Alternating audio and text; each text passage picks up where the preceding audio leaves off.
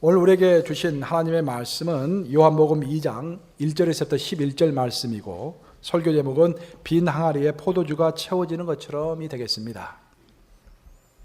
사흘째 되던 날 갈릴리 가나에 혼례가 있어 예수의 어머니도 거기 계시고 예수와 그 제자들도 혼례의 청함을 받았더니 포도주가 떨어진지라.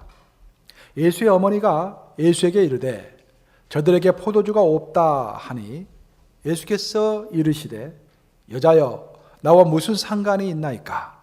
내 때가 아직 이르지 아니하였나이다. 그의 어머니가 하인들에게 이르되 너희에게 무슨 말씀을 하시든지 그대로 하라 하니라. 거기에 유대인의 정결 예식을 따라 두세 통 드는 돌 항아리 6이 놓였는지라. 예수께서 그들에게 이르시되 항아리에 물을 채우라 하신즉 아기까지 채우니 이제는 떠서 연회장에게 갖다 주라 하심에 갖다 주었더니 연회장은 물로 된 포도주를 맛보고서 어디서 났는지 알지 못하되 물도온 하인들은 알더라. 연회장이 신랑을 불러 말하되 사람마다 먼저 좋은 포도주를 내고 취한 후에 낮은 것을 내거늘 그대는 지금까지 좋은 포도주를 두었도다 하니라. 예수께서 이 첫 표적을 갈릴리 가나에서 행하여 그의 영광을 나타내심에 제자들이 그를 믿으니라. 살아계신 하나님의 말씀입니다. 이 가나의 혼인잔치 이야기는 너무도 익히 잘 알고 있는 그런 이야기입니다. 하지만 항상 들을 때마다 새로운 또 그런 이야기이기도 합니다. 그리고 어떤 가나라는 지역에서 혼인잔치가 열렸는데 예수님께서 공생애를 시작하시면서 첫 번째 공식적으로 그곳을 방문해서 물이 포도주가 되게 하였다라는 그런 이야기입니다. 그래서 오늘은 저는 여러분과 함께 잔치의 의미라는 것이 무엇인가, 그리고 물이 포도주가 된다는 것이 실질적으로 우리에게 어떤 의미인가라는 것들을 함께 나누어 보고자 합니다. 1980년대 말인데요. 1980년대 말에 전 일본 열도를 울음바다로 몰아넣었던 한 그릇 메밀국수라는 동화가 있습니다. 그 동화를 읽어보면은 주인공은 어떤 한 미망인과 젊은 미망인과 어린 두 아들이 주인공으로 등장을 합니다. 그 미망인의 남편은 실수로 교통사고를 내서 무려 8명의 사람을 죽이고 자신도 죽게 됩니다. 그래서 그 미망인은 보험금을 받아가지고 배상금을 다 지불하려고 했지만 충분치 않았습니다. 그래서 그 미망인은 매달 달달이 5만 앵씩을 이제 배상금으로 피해 보상금으로 사람들에게 보내야 했던 것입니다. 자신에게 처해진 그 운명, 그 가날픈, 그 가엾은 그런 운명을 마다하지 않고 자기에게 부어진 그 의무를 끝까지 충실하게 이행하기 위해서 그 여인은 굉장히 근면전략하면서 생활을 합니다. 일본 사람들은 매년 12월 마지막 날이 되면은 온 가족이 모여서 메밀국수를 먹는다고 합니다. 근데 이 가족도 메밀국수를 먹어야 하는데 그 배상금을 다 갚기 위해서 돈을 절약하다 보니까 그 세 사람이서 메밀국수 한 그릇을 시켜서 나눠 먹게 되었던 것입니다. 그 다음에도 역시 한 그릇을 시켜서 세 사람이 나눠 먹었습니다. 그 다음에는 어떻게 됐을 것 같아요? 그 다음에도 또 한 그릇을 시켜서 세 사람이 나눠 먹습니다. 그리고 그 다음에는 조금 환경이 좋아져서 두 그릇을 시켜서 세 명이 나누어 먹습니다. 이런 허리띠를 졸라매고 메밀국수 한 그릇을 아끼는 그 가운데서도 그들은 자신의 의무를 꾸준히 지켜나갔던 것입니다. 그리고 세월이 많이 흘려서 드디어 큰아들이 장성해서 어떤 큰 기업체의 사장이 됩니다. 그리고 작은 아들은 돈을 잘 버는 은행가가 됩니다. 드디어 그 어머니는 그 두 아들을 데리고 12월 31일 날 그들이 예전에 자주 갔던 북해정이라는 식당에서 함께 모여서 잔치를 벌이게 되는 것입니다. 인생 최고의 큰 잔치였습니다. 그 잔치에서 그들은 메밀국수 3그릇을 시켜서 각각 한 그릇씩 나누어 먹은 것입니다. 여러분은 이 이야기를 들으면서 어떤 것을 느끼십니까? 물론 일본인의 근성, 일본인의 그런 의식, 그런 것들도 뭐 느낄 수 있겠지만 저는 그런 걸 느꼈습니다. 잔치라는 것이 정말로 기쁜 잔치, 정말로 의미 있는 잔치, 정말로 즐거운 잔치라는 것은, 기쁘고 즐거운 잔치라는 것은 그 잔치의 규모와 크기에 달려있는 것이 아니라 그 잔치를 있게 한 어떤 원인과 정당한 동기에 있다라는 그런 생각을 하게 되는 것입니다. 여러분들은 인생을 어떻게 살아가십니까? 잔치 많이 하시면서 살아가십니까? 저도 생각해 보니까, 이 설교를 쓰면서 생각해 보니까 우리 어머님이 제일 좋아하는 게 잔치예요, 잔치. 어렸을 때부터 집에서 잔치를 많이 했던 것 같아요. 어머님이 그릇을 사기를 좋아하셔가지고 그릇을 많이 사셨고, 커피잔도 멋있는 것 많이 있었던 것 같아요. 행남자기, 그 당시에는 행남자기 있었는데 아주 단골로 많이 사셨어요. 그릇이 항상 많이 있었던 것 같아요. 손님을 항상 초대해서 그 그릇을 다 빼서 제가 항상 서빙하고 제가 설거지도 하고 잔치를 좋아하셨던 것 같아요. 근데 우리 예수님께서 우리에게 그렇게 말씀하십니다. 내가 너에게 잔치를 베푸노라. 왜 잔치를 베푼가? 사실 우리가 이미 잃어버린 양들이었는데 하나님께서 우리를 되찾았다, 그런 말씀이죠. 그러면서 우리가 그 하나님께서 우리에게 베푸신 그 은혜 때문에 우리가 죄로부터 구원받아서 영원한 생명을 얻게 됐는데, 그 영생을 얻었다는 그 기쁨, 감사, 그리고 또 천국에 관한 소망이 멀리 있는 것이 아니라 지금부터 내가 천국에 관한 소망을 가지고 있다라는 그런 것들을 생각할 때, 정말 우리가 비록 우리의 인생이 메밀국수 한 그릇을 가지고 온 가족이 먹고 있다고 할지라도 매일매일이 감사의 잔치가 되어야 할 줄로 믿습니다. 여러분 그렇게 생각하십니까, 진짜로? 설사 메밀국수 한 그릇을 가지고 온 가족이 나눠 먹고 있는 그런 이민생활을 하고 있다고 할지라도, 정말 우리가 그리스도인이라면 하나님 안에서 예수님이 이미 그 피의 대가로 우리에게 주신 영원한 생명, 그리고 이 땅에서는 제가 좀 고달프고 힘들지라도 이 고달프고 힘든 과정 가운데서도 나를 연단시키셔서 천국 소망을 가지고 천국에 서기에, 또 천국에 들어가기에 전혀 부족함이 없는 자로 세워가시는 그 은혜가 감사해서 메밀국수 한 그릇을 가지고서라도 감사해야 할 줄로 믿습니다. 오늘의 배경은 잔치입니다. 오늘 본문을 읽어보면 가장 특이한 현상 중에 하나는 예수님께서 공생애를 시작하시고서 첫 공식 일정으로서 호린잔치에 참여하셨다라는 것입니다. 물론 예수님께서는 40일 동안 광야에서 금식하시면서 사역을 준비하셨지만 그것을 홀로 하신 사역입니다. 그리고 요한은 그것을 소개하지 않습니다. 요한의 관점에서 예수님의 첫 번째 공식적인 행사는 가나에 있었던 호린잔치에 참여하는 것입니다. 사실 잔치의 이미지는 이런 영적 지도자의 이미지와는 상당히 거리가 멉니다. 우리가 보통 생각하는 영적 지도자는 금식하고 기도하고 혼자 골방에 앉아서 성경 읽고 하는 그런 이미지를 많이 떠올립니다. 그런데 우리 예수님은 제자들 데리고 첫 번째 자신의 공식적인 공생을 시작하시면서 첫 번째 방문 장소로서 사람들이 우글우글하고 세상의 가장 중심인 혼인잔치집에 같이 타라는 것입니다. 제가 요즘에 토요일 새벽마다 요한 복음을 지금 강의하고 있는데 여러분들 기억하시죠? 예수님의 첫 번째 제자들은 대부분 세례 요한의 제자들이었던 사람들이 예수님께로 와서 새로운 예수님의 제자가 된 사람들이었습니다. 그 세례 요한은 그 특징이 뭡니까? 그 이미지가 뭡니까? 광야에서 금욕 생활을 하는 아주 철저한 그런 하나님의 사람, 그런 이미지입니다. 근데 우리 예수님은 다른 거예요. 우리 예수님은 사람 속에 섞여서 그곳에서 잔치에 참여하시고 그 잔치를 기뻐하시면서 호탕하게 함께 하신 것입니다. 결국 우리 예수님께서 주시는 메시지는 뭐냐면은, 너희가 홀로 있을 때는 나처럼 40일 동안 금식 기도하고 하나님과 깊은 교제 가운데 있고 하나님께 많은 것들을 묻고 골방에서 기도하되, 사람과 함께 있을 때는 기뻐하고 즐거워하라는 것입니다. 그것이 우리의 기독인의 밸런스가 잡힌 신앙입니다. 혼자 있을 때는 깊이 있게 기도하시기 바랍니다. 하지만 여러분의 신앙은 빛된 삶으로서 이 세상에 비춰져야 할 그런 삶입니다. 기뻐할 때는 기뻐하시고 잔치에 가서 또 함께 즐길 때는 함께 즐겨야 합니다. 왜냐하면 혼인잔치에 온 모든 사람들이 어떤 대상이다? 전도의 대상이기 때문입니다. 이해되십니까?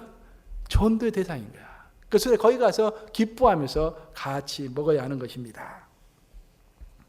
잔치는 예수님의 고향인 나사렛으로부터 한 9마일 정도 떨어진 가나에서 벌어졌습니다. 9마일이면 그리 멀지 않은 지역입니다. 그곳에서 혼인잔치가 벌어진 것입니다.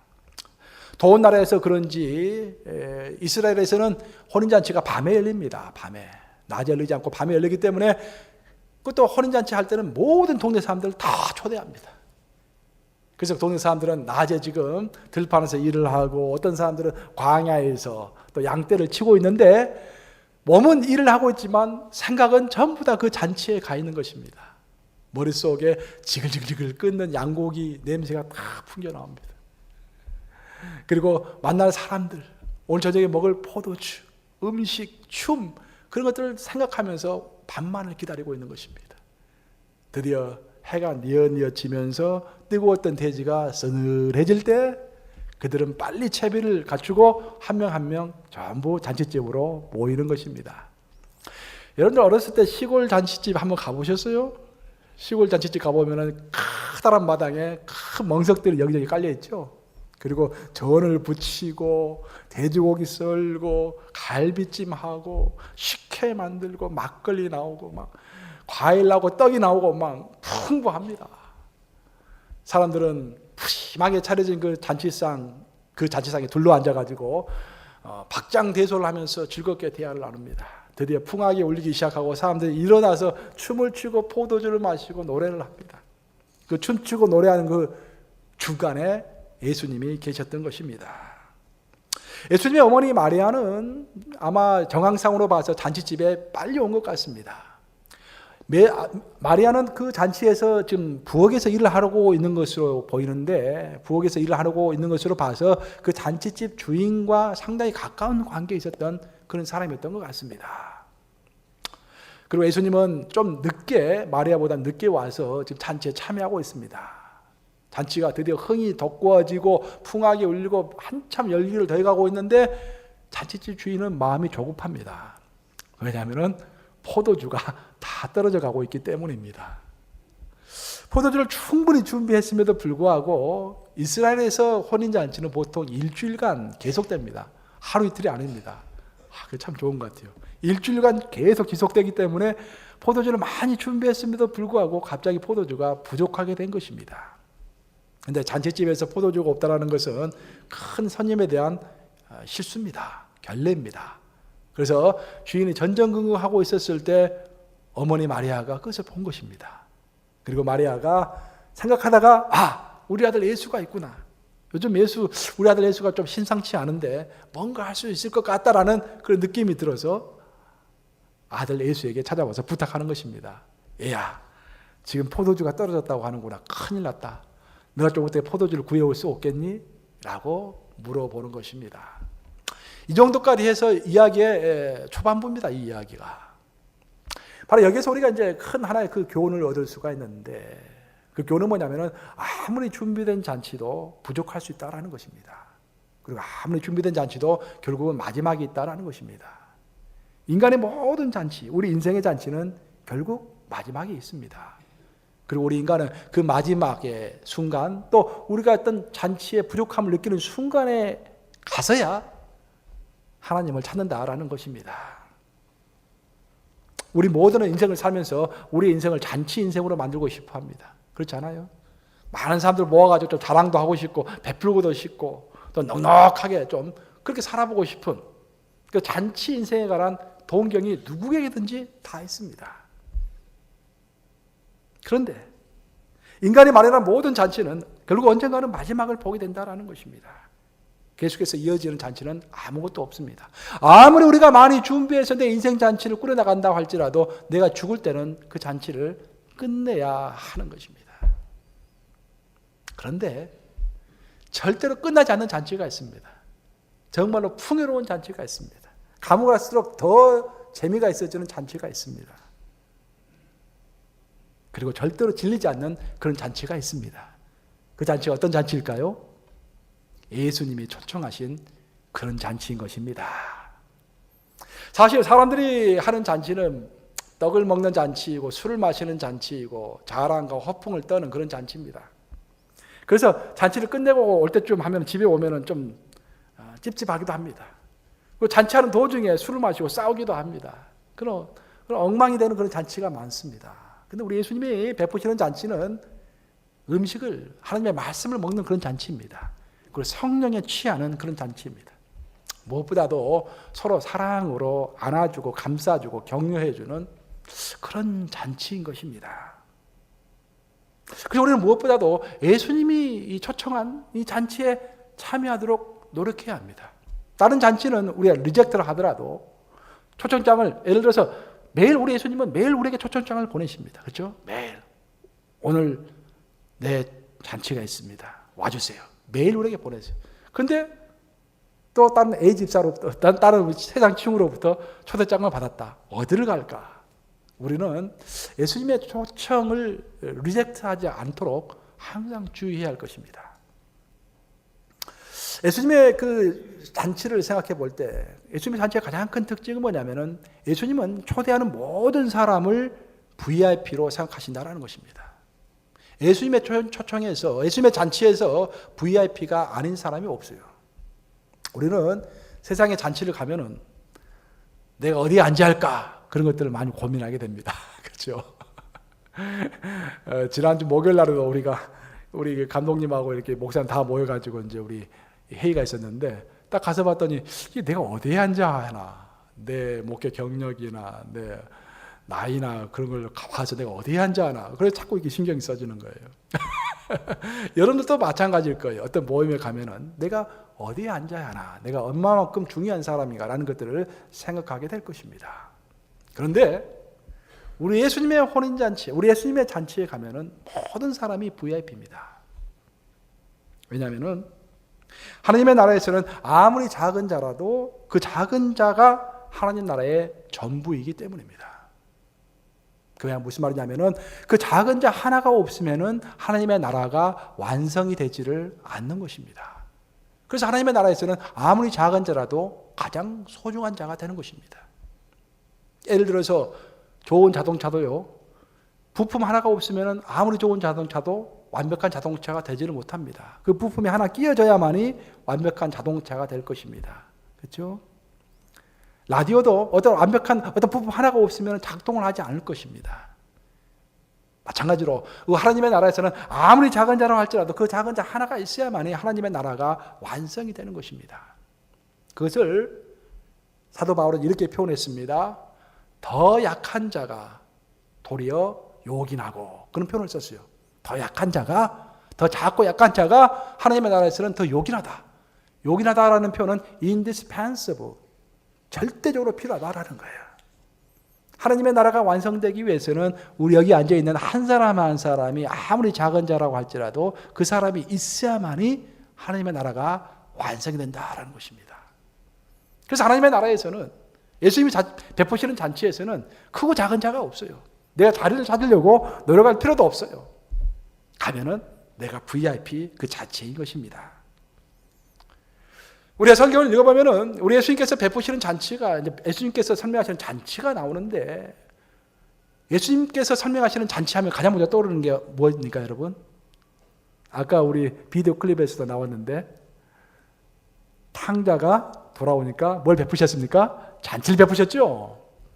근데 그 부분을 보시면은 누가복음 15장 유명한 장입니다. 누가복음 15장 유명한 장인데 예수님은 무려 3번에 걸쳐서 비슷한 이야기를 통해서 잔치를 설명하세요.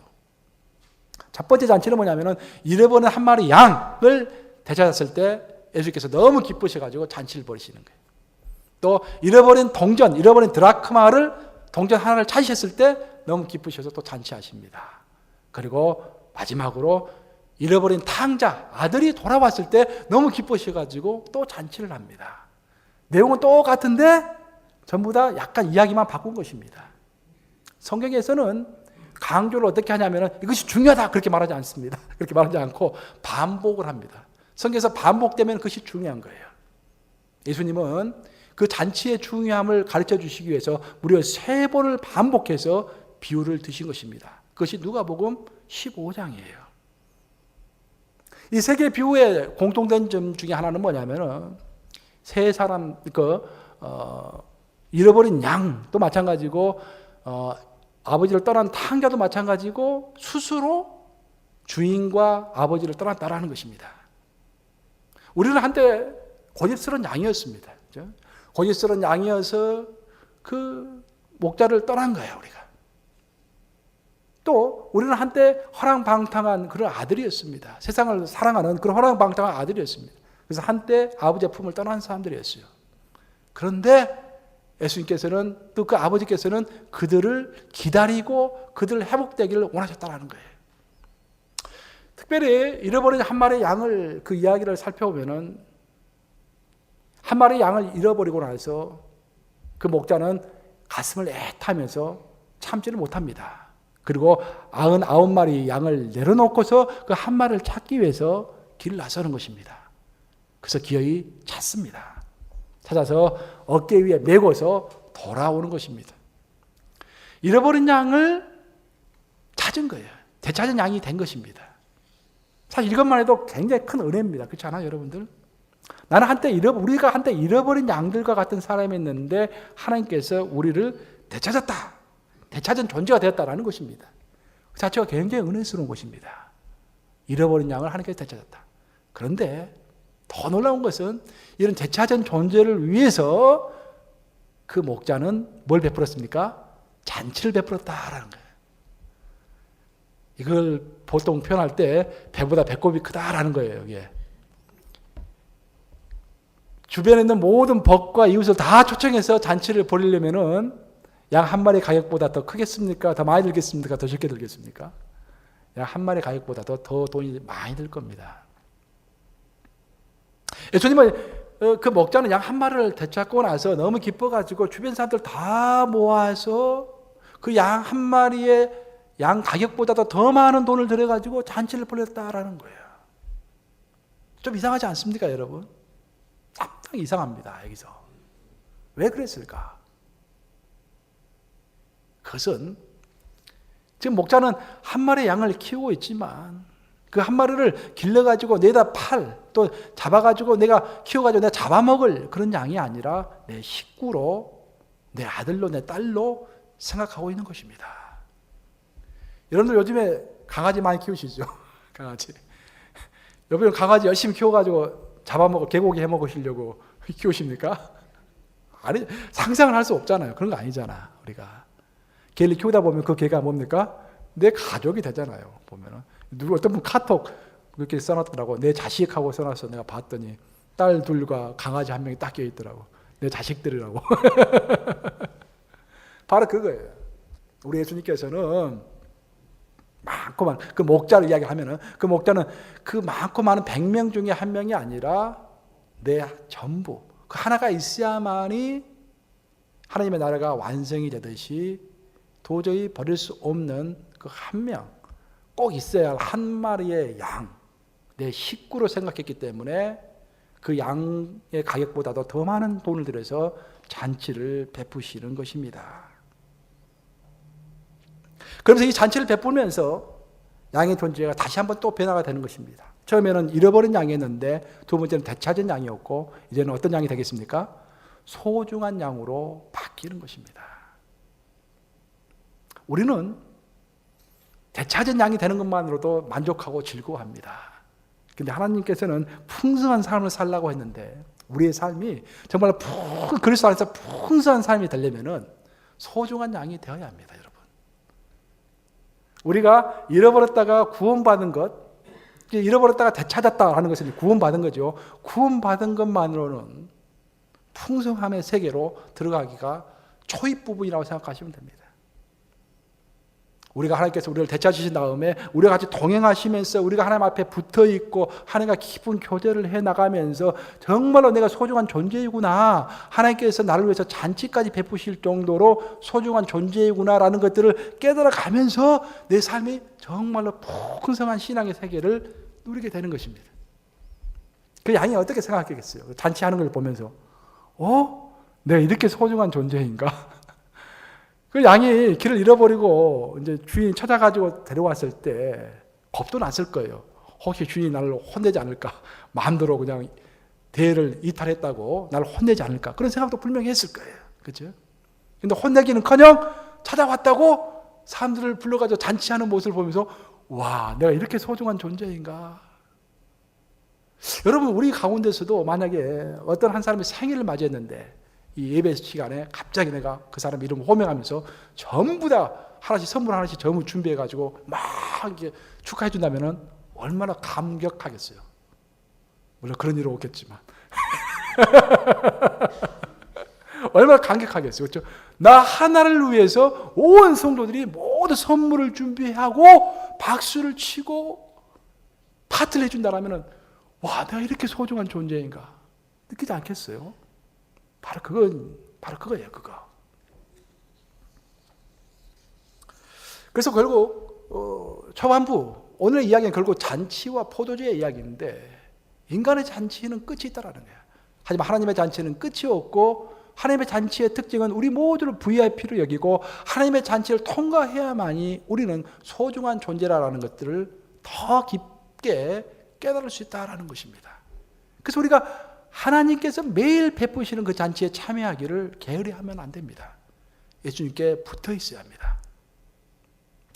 오늘 이야기를 좀 더 해보면은 이제 결국 포도주가 부족해가지고 어머니 마리아가 예수님에게 포도주를 마련해봐라. 그러니까 예수님께서 좀 처음에는 못합니다 라고 했다가 좀 생각이 잠겨서 그냥 하십시다 라고 하고는 결국 이제 물을 부어서 포도주를 만드시는 장면이 오늘 본문의 후반부의 내용입니다. 오늘 본문의 후반부의 내용은 크게 세 가지의 이미지를 가지고 예수님께서 우리에게 중요한 메시지를 주십니다. 첫 번째 이미지는 뭐냐면은 빈 항아리 6개입니다. 항아리가 몇 개 있었다? 6개가 있는 거예요. 성경에서 항상 숫자가 중요하죠. 성경에서 완벽 숫자는 몇 자입니까? 7자, 7하고 12. 근데 6자는 6개는 7에서 하나 부족한 거예요. 하나님의 은혜가 부족한 것입니다.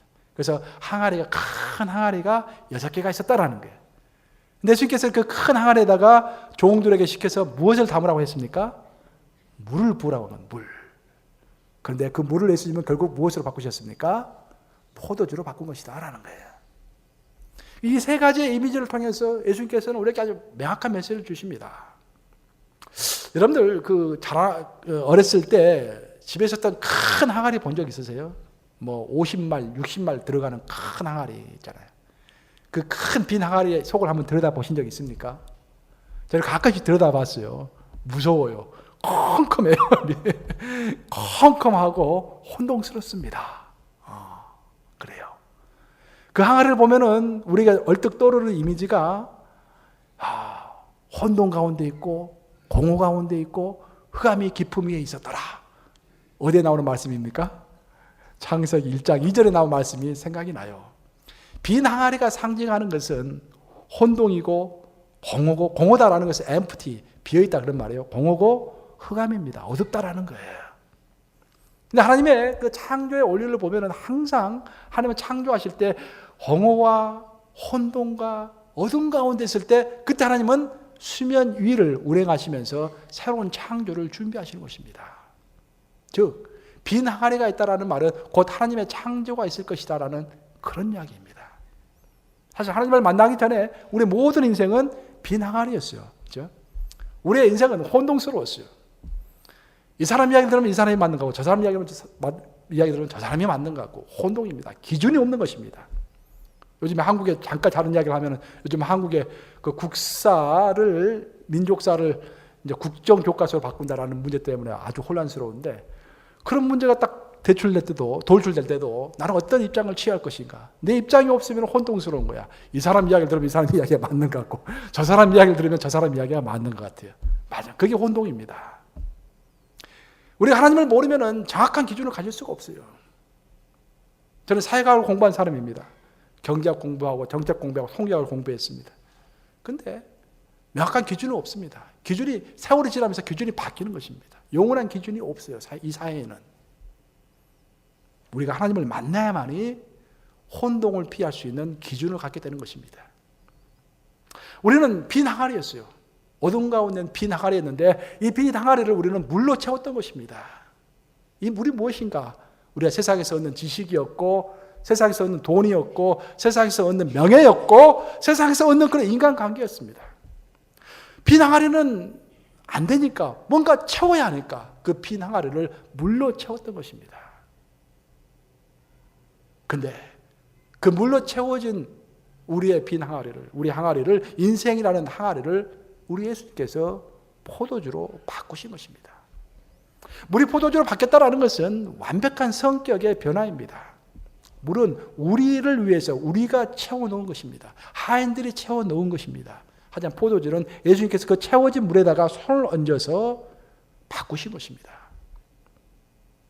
저는 항상 성경을 읽을 때 내 마음에 와 닿는 구절 중에 하나가 모세에게 했던 여호와 하나님의 말씀입니다. 참 저는 모세를 좋아해요. 모세 같은 사람이 되고 싶어요. 그래서 이번에 시민권 신청할 때 이름을 모세라고 하려고 했더니 발음이 좀 어렵다고 그래서 데이빗이 발음이 쉽다고 그래서 이름을 데이빗으로 할까 지금 생각 중인데 나는 모세를 좋아해요. 근데 이 모세 이야기를 보면은 타지 않는 그 떨기나무 앞에서 하나님께서 나타나셔가지고 모세에게 뭐라고 하십니까? 너의 신발을 벗어라 라고 얘기해요. 너의 신발을 벗어라. 신발을 벗으라는 의미가 뭡니까 여러분? 자유로운 사람은 신발을 신고 다닙니다. 하지만 종은 항상 주인 앞에서 신발을 벗게 되어 있습니다. 그것이 그 지역의 풍습입니다. 신발을 벗는다는 것은 내 의지로 인생을 살아가는 것이 아니라 이제는 하나님께서 원하시는 대로, 하나님께서 부르시는 대로 주의 종이 되어서 인생을 살아가겠다라는 것입니다. 이렇게 신발을 벗었을 때 모세의 물은 여호와 하나님의 포도주로 바뀌었던 것입니다. 그것이 오늘 본문이 가르쳐주고 있는 물이 포도주로 되는 의미인 것입니다.